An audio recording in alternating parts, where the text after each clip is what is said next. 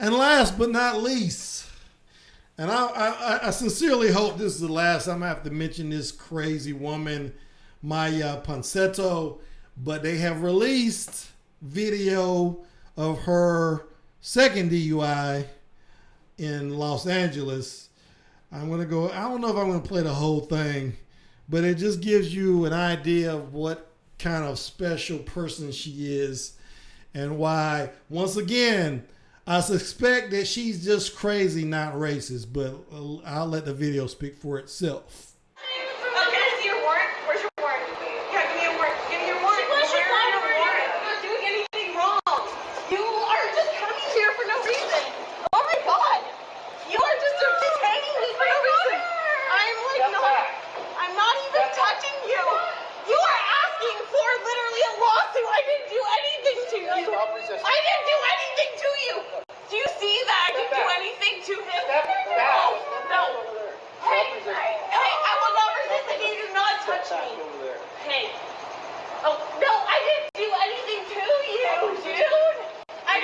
It's to protect her in case anything happens between them. Okay, so I think you get the gist of what's going on here. She's resisting arrest heavily. Another girl, and I don't know why people do this when they see cops arresting somebody, a friend or daughter, or I think in this case this is actually her mother, because I think she says, "Oh, that's my daughter." Let me replay that. But trying to interrupt the arrest, you can be arrested for doing that. That's obstruction. I don't understand. I've seen so many, and this, I mean, black people have done it too. I've seen videos where black people do it, but it seems to be a thing that white people do quite often. The fact that she asked for a warrant, people just don't understand the law, and I wish they would stop asserting rights they don't even have when they're being arrested, but.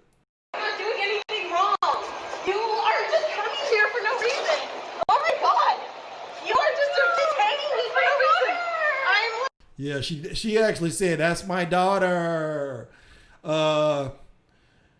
Once again, you can see the level of privilege in the way she's reacting. I didn't do anything wrong.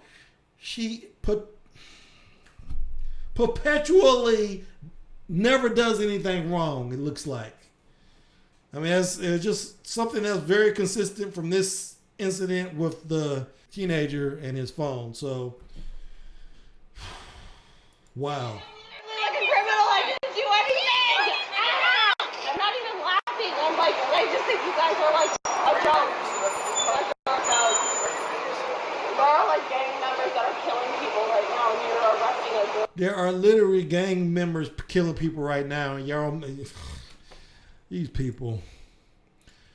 So, moving on, the second part of her interview of Gayle King was aired the other day, and let me just go ahead and play it. Why not? This morning we are sharing more of our exclusive interview with a woman whose confrontation with a black teenager in a New York hotel was caught on camera over the holidays.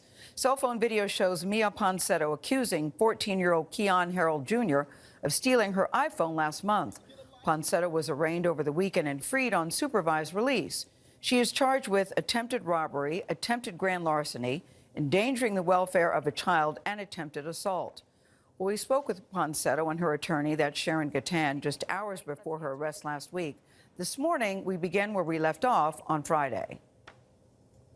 You seem to have attacked this teenager about the phone, and then it turned out he didn't even have your phone. Okay, so that's the thing. Do you want to get to that part? You're saying, look, because I'm 22 years old. You're 22 years old, but you are old enough to know better. Oh, the hotel so I will did say have you're my... 22. All right, I Gayle, get it. Enough. The hotel did have my phone. The hotel did end up having my phone. I did get my belongings returned to me. So maybe it wasn't him, but at the same time, how is it so that as soon as I get asked to leave the premises after I had accused this person of stealing my phone, how is it that all of a sudden they just miraculously have my phone when I come back?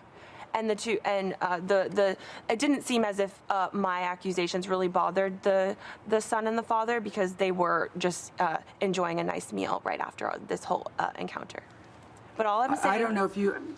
Mia, is I want don't this know to if be you could over, say what, and I'm sorry. whether they were so I bothered would love by to your- make this short and I don't sweet, know if you Gayle. could- Mia, I want to go back to that day. Take us back to that day. We've all seen the video. Okay, so I arrived back to the hotel after grabbing some Starbucks. I had noticed my phone had been missing, so I just approached the hotel manager, asked him if he could kindly just check the footage. In my opinion, I was like, okay, any person walking down could possibly be the person that might have had my phone. I wasn't racial profiling whatsoever. I'm a woman. I'm Puerto Rican. I'm like a woman of color. I'm Italian, Greek, Puerto Rican. You keep saying you're Puerto Rican. Does that mean that you can't be racist because you're saying you're a woman of color? Is that what you mean? Exactly. Well, I would disagree that people of color can be racist too. Do you believe that you should pay a price for this? I don't feel that my accusation is a crime. But it's more than the accusation. It's the way that you tackled him, it seems, on the videotape. What would you do differently? You said that you look at that tape and that's not who you are. I think I could have just asked the hotel manager. So yes, I could have stepped aside, or the father and I.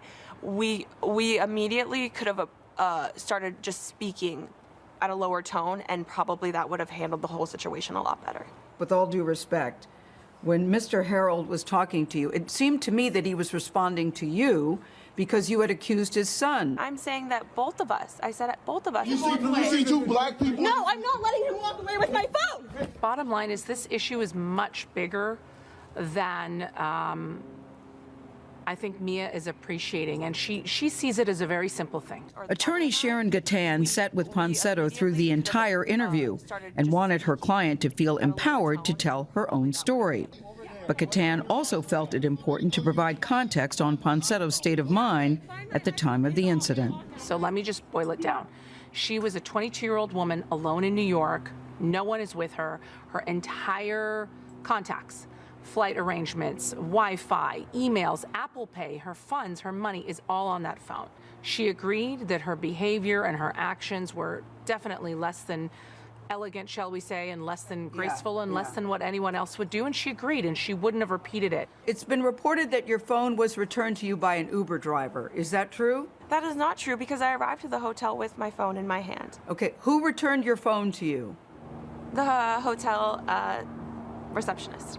Miya, where had the phone been? Why don't we ask the hotel receptionist? Miya, to be honest, I'm telling you, you seem to be not remorseful, to have no contrition, that you're almost a little flippant about this. You have to understand, for this teenage boy who says that he was shattered, who said that he was traumatized, this is a big deal. I'm traumatized. You're traumatized too because... Yeah, and I'm sorry. I'm sorry from the bottom of my heart. He is honestly, he's 14. That's what they're claiming. Yeah, I'm 22. I've lived probably just the same amount of life as him. Like, honestly. I'm just as a kid at heart as he is. I feel sorry that I made the family go through like all of that stress, but at the same time, it wasn't just them going through that. I just don't think that you helped yourself by your behavior. Of when course you looked not. at that video, what did you think? What did you think, Miya, when you looked at the video? You already asked me that in the beginning of the interview. I'm not Okay. going over it again. I would like to have a real interview with real questions and real heart and real sincere apologies. Let 2021 be the moment of healing. Seriously. All right. What would you want an interview with real questions? What would you, I'll give you the floor. What would you like us to know, Miya?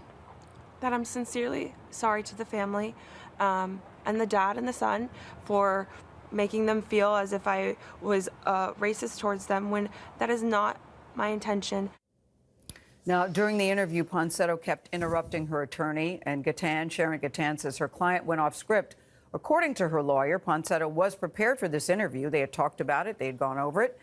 But the 22-year-old, she says, decided to disregard her advice she was given and just went on her own.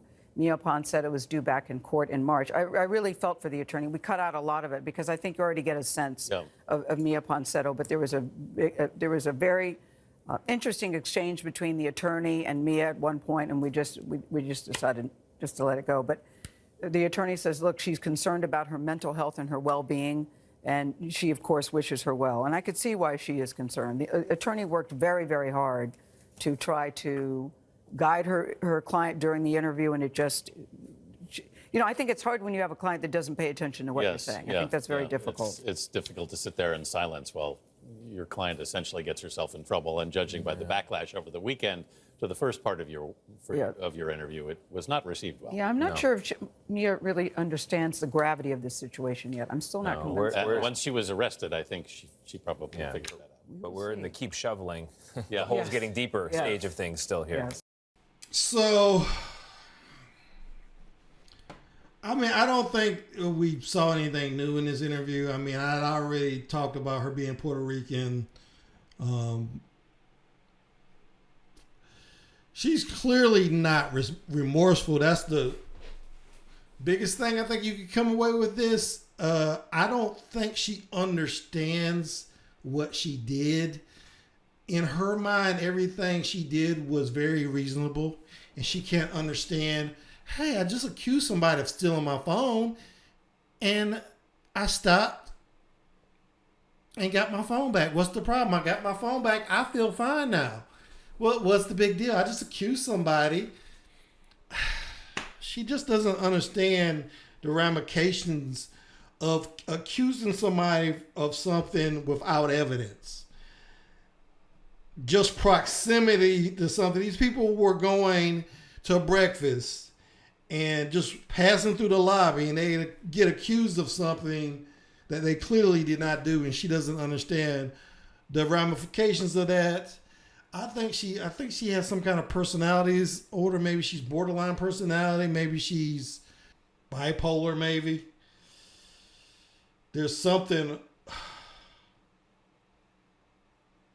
And her whole comment about being just a kid at heart, being just as much as a kid as the well, they said he was 14, but she really wanted to say, well, I think he looked a lot older, because black kids are once they turn 13, they all look like grown men to, I think, people of other races.